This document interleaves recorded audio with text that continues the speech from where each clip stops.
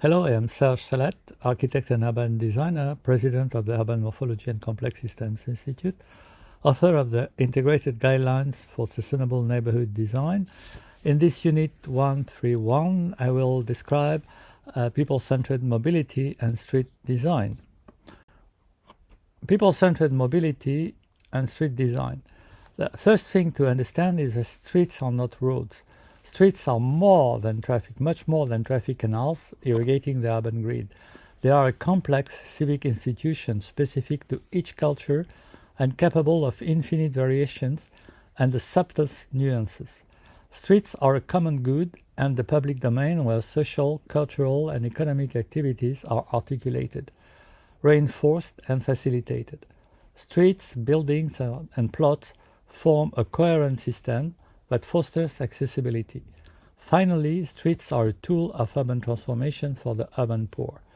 This overview presents design actions at neighborhood level that contribute to SDG 3, 5, 11, and 13.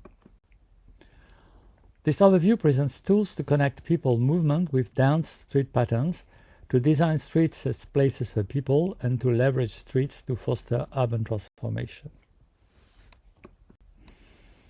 Part 1. Connecting people movement with dense street patterns. Streets have multiple functions as links or places with commercial, economic, civic, ceremonial, political, cultural, and social values. Thus, sustainable design begins with understanding people patterns of motion. All they access their daily needs, including recreation and enjoying green space. Sustainable urban form has more to do with movement through space than with a static vision of the city shape. In Siena, for example, lines of movement converge and link an interconnected network of public plazas. In St. Petersburg, the lines of movement converge on the center of the city, where the main focal points are. These lines continue through the city across the river separations. Enhancing linkages provides access to neighborhood amenities at walking distances. It provides convenient and continuous passage between and within neighborhoods, prioritizing pedestrians and cyclists. It improves connections with transit systems, expanding the capacity and viability of these systems as a whole. When needed, additional streets should be added to connect internally and externally the neighborhood, as shown in the drawing. In King's Cross, London, the historic grid was revived as a new primary urban framework with a central spine running north to south and the canal flowing east to west. 20 new streets lead through 10 new parks, leafy squares, and other open environments. All this is at human scale, so visitors, residents, tenants, commuters, everyone can benefit and enjoy. This network of routes and spaces is as important as the buildings themselves, and the whole 40% of the 27-hectare estate is given over to new streets, squares, parks, and gardens. A further example of street patterns evolution is Damascus, where the ancient city streets have evolved over time from typical Islamic three-tier patterns ending in cul-de-sac into reconnected patterns. High density of street intersections and a fine-grained urban texture composed with small blocks divided in multiple plots promote greater fluidity and ease of access. To design dense and connected street patterns, international benchmarks and UN Habitat suggest that an 80 meters to 100 meter grid spacing corresponding to the density of intersections of 100 intersections per square kilometer represents an optimal network for pedestrians and vehicles. At least 18 kilometers of street length per square kilometer provides good connectivity. In very connected and livable cities, the length is usually higher, around 30 kilometers of street length or more per square kilometer in Hong Kong, Tokyo, Amsterdam, Paris, while it is 23 in Manhattan and 17 in Singapore. Variety and flexibility in the dimensions and shapes of grids with irregular patterns create better movement lines when focal points are important public spaces or community amenities. A variety of length and width with a high proportion of 12 meters wide and short streets, completed by a few larger, more connective streets, enhance both connectivity and walkability. Density of intersections is a good measure of connectivity. In many livable cities, it is much higher than 100 intersections per square kilometer. It varies from around 460 in Hong Kong Central, 390 in Tokyo Nihonbashi, 330 in Seoul, 320 in Amsterdam, 240 in Paris, to around 110 in Singapore, New York Midtown, and San Francisco. Beyond numbers, street patterns should be design-driven and context-sensitive. They should not be the product of standard approaches and rigid models. Rather, continuing a grid structure may maintain connectivity, or eventually it may be more appropriate to adapt the present network to respond to important external factors such as views, topography, or building lines. For instance, in Seoul, the irregular street patterns are shaped by mountains and rivers based on Feng Shui. Feng Shui is an East Asian system of thought originated from China. It stresses harmony with nature and has been interpreted as to prevent wind and to get water. An urban space enclosed by mountains and rivers is considered ideal. Another example of context-sensitive street pattern is Istanbul, where the multiple irregular street patterns are context-sensitive responses to diverse cultures and traditions, as shown by the impact of the Grand Bazaar on the street layouts. Street patterns can come in diverse forms, from grids to concentric to irregular. They define diverse block shapes. Fine-grained street networks and small blocks offer multiple direct and convenient routes between destinations. They make efficient use of land. They provide generous and connected public space and create quality places across many cultures. Within this street perimeter block structure, planners can divide the land in small plots flexibly, and urban designers can have freedom to create innovative layouts. Sustainable street patterns present diverse length and width in many livable cities. 70% of streets are less than 12 meters wide, and 50% of street space is allocated for pedestrians. Interior neighborhood streets are narrow. Wide streets planted with trees are located to the outer boulevard, where they serve as promenades, ensure traffic between districts, and delimit the neighborhood. Part 2. Designing streets as places for people. The street is the foundation for public life, public health, for cultural and social exchange, and for the promotion of sustainable and livable lifestyles. Well-designed streets are full of movement, nature, and recreation. This requires a fundamental change from car-oriented engineering to people-centered design. Streets represent more than a quarter of urban land area and define the identity of a neighborhood. Well-designed streets trigger economic activity. They attract shops and services. They create a sense of place. They bring an enhanced sense of security and orderly development. Living streets are primarily designed for pedestrians and cyclists, as shown here in London. They are a social space where people can meet and children can play safely. Vehicular access is subordinated to pedestrian use. Policies should aim to build and sustain great streetscapes and pedestrian experience in all neighborhoods, regardless of income or local capacity, while also expanding street greening, integrating the pedestrian realm with public transportation, and installing high-quality street furniture.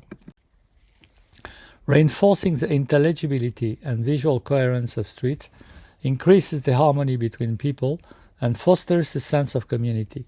Enclosure, or the outdoor room, instills a sense of position, of identity. Enclosure refers to how buildings, walls, trees, and other vertical elements define streets and public spaces. A sense of enclosure is created when lines of sight are blocked by the vertical elements as to make the outdoor space seem room-like. To maintain a feeling of enclosure, the total width of the street from building to building should not exceed the building height. Islamic Medina streets present a high aspect ratio, height divided by width, which reduces the sky view factor, that is, the proportion of visible sky, and as a result prevents solar radiation and heat penetration. This creates a comfortable microclimate for pedestrians. White and light colors are used as they have a high albedo, reflectivity, making the shaded streets luminous and fresh, while also enhanced by trees. A further example of enclosure can be observed in Reims, France, where the winding street rhythm of small blocks create a strong enclosure and horizontal background for the cathedral vertical landmark. Designing dynamic streetscapes creates sequences of discovery along people progression. This can be achieved by designing a series of triangular funnel shapes. They close and open the streetscape and vistas dynamically, as in the historical center of Copenhagen and in Malmö BO01. In Malmö BO01, human-scaled streetscapes are based on opening and closing spaces through funnel effects. Discovery experiences are created by the mix of formal and informal spaces, including a mix of streets, pedestrian walks, alleyways, squares, and water banks. As stated in the quality program, the plan provides many different opportunities for approaching and exploring the district. Similarly, in Sidi Bou Said, Tunisia, the curved or labyrinthine streets create visual effects and a feeling of exploration. Each narrow street reveals a new harmony between the white walls and the doors, always different from one another. Walking means changing from one atmosphere to another, from one street to another, with geographical and architectural changes. Creating sequences in a design is a design tool for reframing the street from an infrastructure element to a livable, pedestrian and people-centered public space. Considering people's successive visual discoveries while they move through streets allows redesigning neighborhood streets as places for people and creating effective human scale and comprehension. This page shows the perceptual pleasures of a city fabric. It unfolds a well-organized sequence of movement in space. It reveals the complex melody of lines, nodes, edges, and reference points in the design of an urban landscape. The most interesting streetscapes are formed with successive sequences. They frame the vision of people in movement. These sequences exist in many cities across diverse geographies and help people to orientate themselves along streets by forming memorable images. The importance of sequencing is depicted by the case of Algiers Kasbah.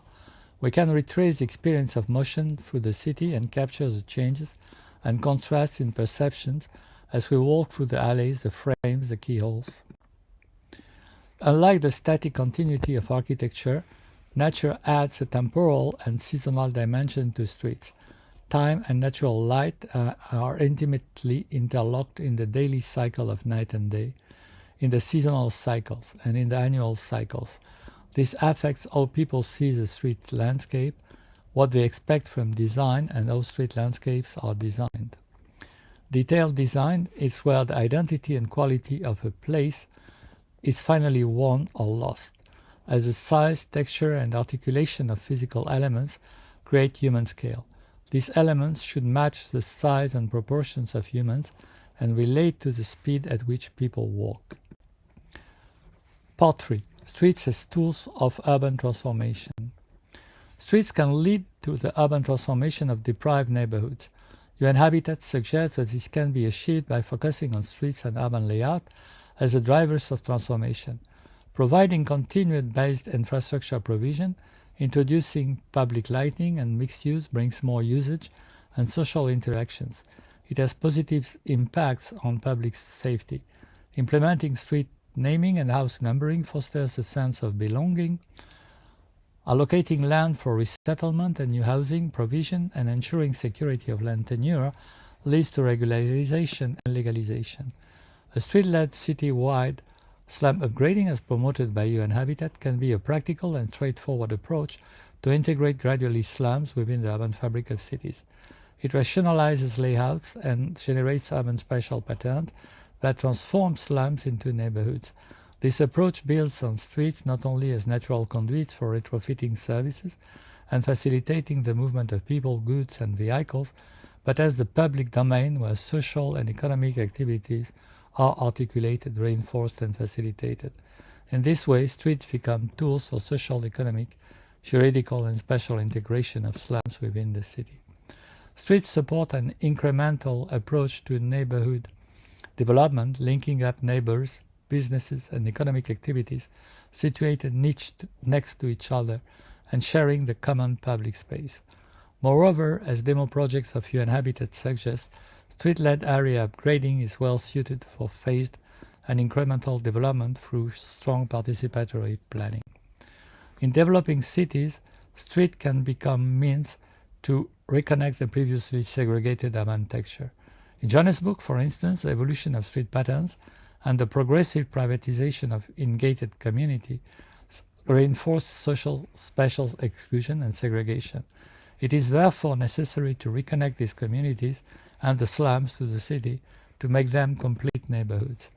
Reconnecting street patterns in developing cities might involve providing quality public spaces, small and large, nodal and linear, and creating a permeable network of routes to extend the functionality of public open space.